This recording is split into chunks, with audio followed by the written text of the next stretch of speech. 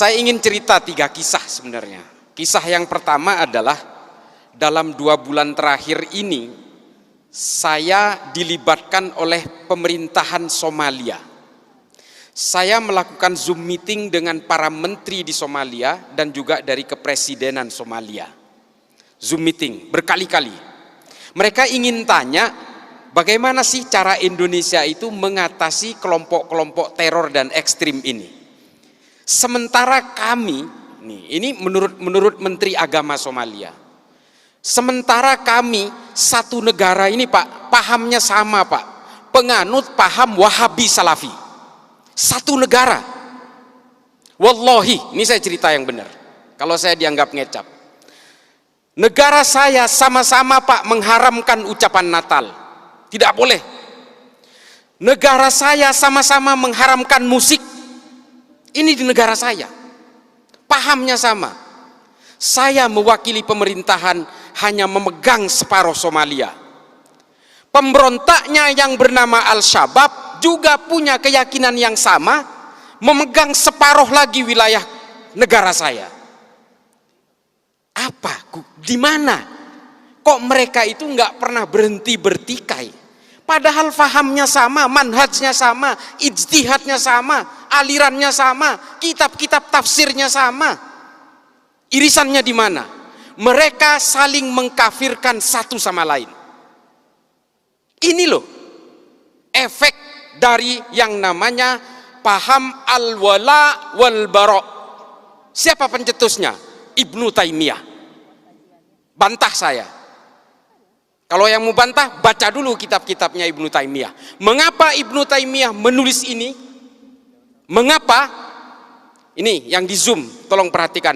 Ibnu Taimiyah hidup pada masa keruntuhan Bani Abbasiyah dari serbuan bangsa Mongol tahun 1258. Dan ketika itu Ibnu Taimiyah hidup pada masa periode peperangan orang Eropa dengan orang Arab Islam untuk memperebutkan Yerusalem. Ini kuncinya. Makanya kalau kita baca semua kitab-kitab Ibnu Taimiyah itu betul-betul selalu menggugah keterpurukan politik Islam pada masanya. Makanya kalau di TV saya sering bilang gini adik-adik, kita ini semua bukan penganut agama sebenarnya. Kita ini adalah penganut tafsir-tafsir agama. Maka kita kemudian semua berbeda-beda. Sesama agama Islam pun tafsirnya berbeda-beda. Makanya kita ini adalah penganut tafsir-tafsir agama. Kalau kalian tanya saya, Islam ini agamanya apa? Islam. Ada pertanyaan lanjutan, NU apa Muhammadiyah? Sunni apa Syiah? Belum bicara manhaj, belum bicara ijtihad, belum bicara mazhab. Syafi'ikah, Malikikah, Hanafikah, Hambalikah? Ini tafsir-tafsir semua. Sesama Islam, sesama Syafi'i, sesama NU pun masih ada yang satu pengusung khilafah, yang satu bukan. Ini tafsir lagi. Ini loh. Makanya kemudian kita itu, saya sering sekali saya berbicara di media ini, janganlah kemudian kalian mengklaim kebenaran-kebenaran itu.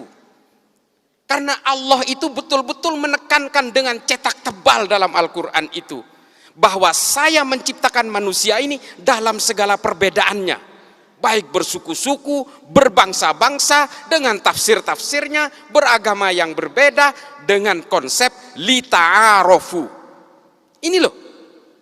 Lita'arofu itu apa? Saling mengenallah kalian, berinteraksilah kalian dengan segala perbedaannya. Perbedaan ini sunnatullah. Adik yang tidak pakai hijab, Islam. Hah? Hindu.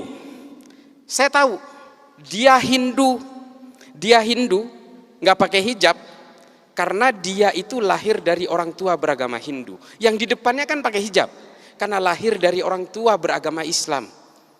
Ini takdir-takdir kelahiran dan keimanan itu tidak bisa dipisah begitu saja, Dek. Lalu kalau kalian merasa paling benar, mengklaim paling kebenaran itu ada di pihak saya, kalian akan belajar tentang kebencian dan perbedaan itu dan kalian melawan sunnatullah. Ini loh yang kita ingin gugah hari ini, kenapa saya harus datang ke sini. Dan semua klaim-klaim kebenaran, hegemoni kebenaran itu kemudian datang berlipat-lipat, berlapis-lapis dengan kepentingan-kepentingan politik. Makanya kemudian ajaran-ajaran Ibnu Taimiyah itu diimplementasikan dalam gerakan-gerakan kemerdekaan Saudi dari cengkraman Kekaisaran Ottoman pada zamannya. Lalu kemudian keterpurukan politik Islam di Mesir dijadikan juga sebagai acuan-acuan oleh Said Qutb dalam Jahiliyatul Qarnil dari Fidilalil Quran dan juga Malim fil Thariq. Dari situ kemudian berkembang, ditulis oleh Muhammad Qutb dengan Jahiliyatul Qarnin Isrin.